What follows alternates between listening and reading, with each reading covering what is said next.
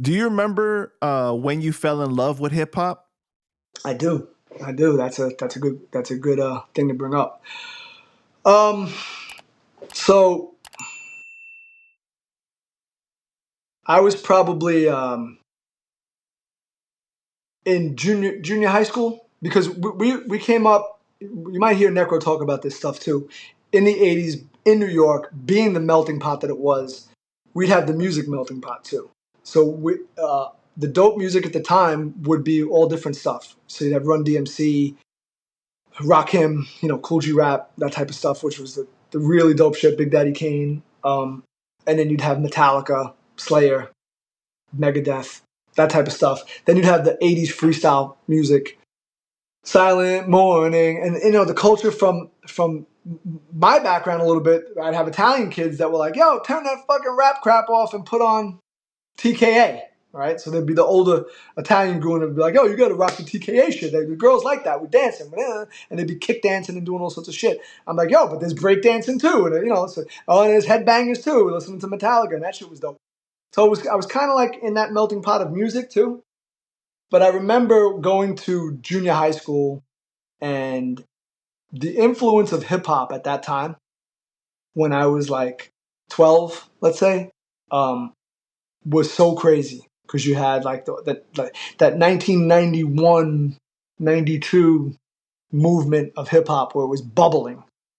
And one of the songs was like Dwick, right, with Gangstar and Nice and Smooth and Primo beat and Just to Get a Rep, things like that would be popping on the radio. Ill Street Blues, and these songs, they might be considered obscure or underground, like or that type of thing, but they weren't because they were on the radio and on like the box, video music box. Things like that. So they were getting burned back then, and those were more rugged street hip hop, raw type tracks with dope beats and dope, like NWA was just budding at that time.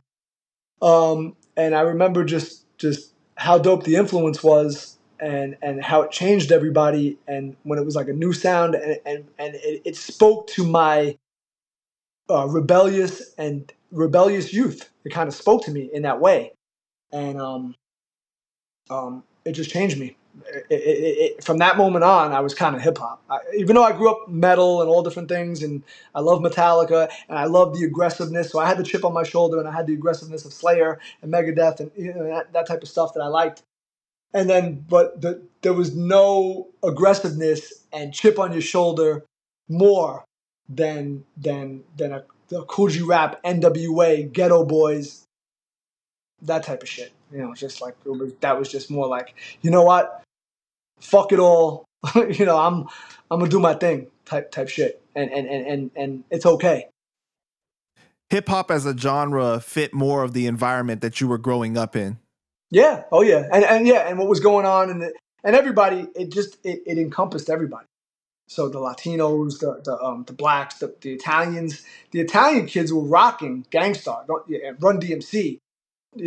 They were running around singing word for word Run DMC shit. So the Guineas, and then oddly enough, they'd be racist.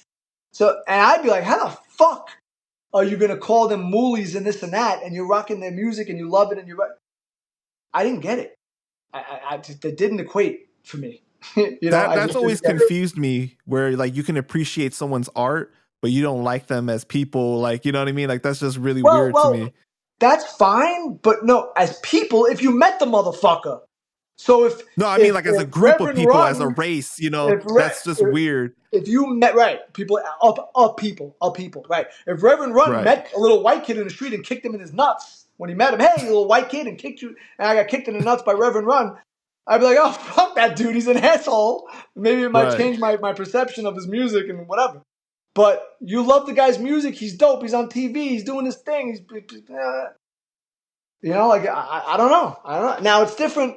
Maybe Public Enemy or groups that were very political and pro-black and this and that. Maybe we didn't relate to them as much as white white little fucking thugs, or now we'll be called guests in hip hop, right? So, which Right. is hilarious to me because hip hop's a culture and it's a fucking music and a way.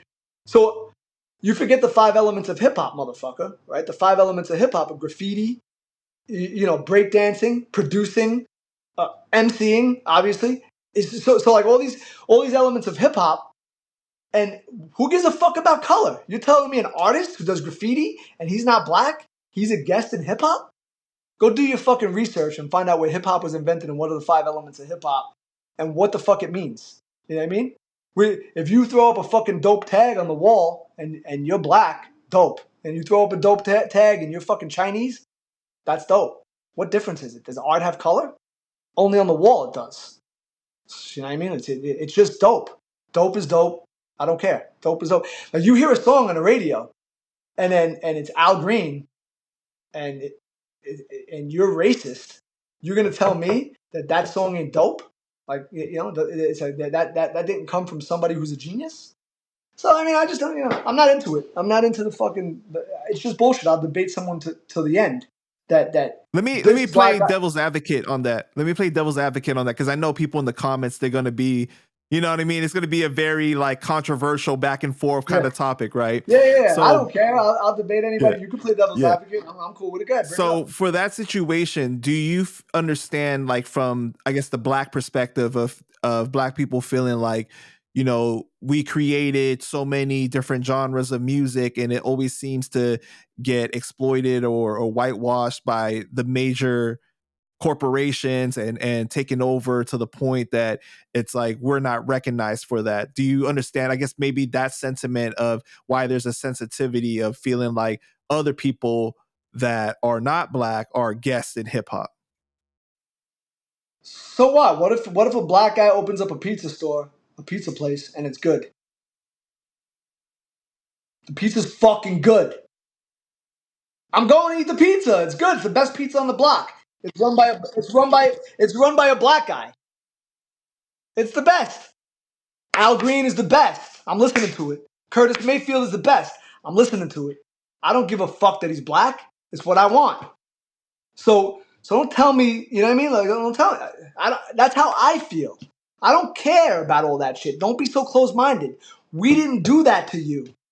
Mr. Hyde did not appropriate your fucking music, bro. I love your music that hip hop was invented by. You know what I mean? Like, you love pizza. You might say pizza in your rhymes, black man, right? You might, and you know what I'm saying, right? You might say that, and if I don't care. Raekwon, who we met, who was mad cool with us and shouted us out, right? He'd be dropping mob shit, and they changed their names to Mob Gambino type, like aliases and shit, and they're dropping all this shit, noodles, this that. That's all Italian fucking culture shit, you know. So you're taking that and you're making it dope. So do it. We love it. We love Raekwon. We love Wu-Tang. We love you take whatever. Hip hop is about sampling. Where did you take your shit from? You didn't take any break beats from any white artists? Debate me that. All the fucking hip hop that came out over the years, the creators, they didn't take anything that was loops from a dope white musician? How do you feel? Because when I interviewed Necro, right? No, no. Answer. What? Answer. Answer me. Was hip hop the earliest hip hop? Was it all sampled from black? No, it wasn't. It wasn't sampled from all black artists. Okay. So hip hop is borrowed.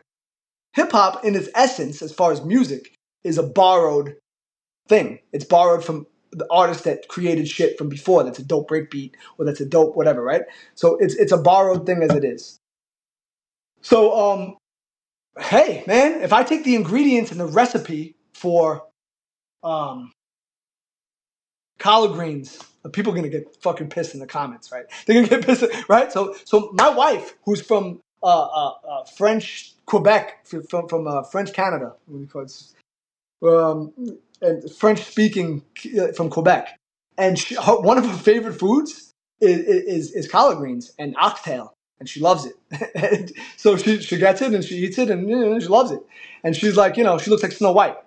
You know what I mean? Like it's just funny. It's like and if she can flip it and cook it and make it and it's dope and my black friends come over and eat it and love it, what's the fucking problem? I come over to a black family's house and they made pizza and it's fucking banging. I was like, yo, that pizza's fucking banging. I was like, give me your recipe. That's it. And guess what? My music is so fucking banging and I'm not giving you my recipe. So eat that.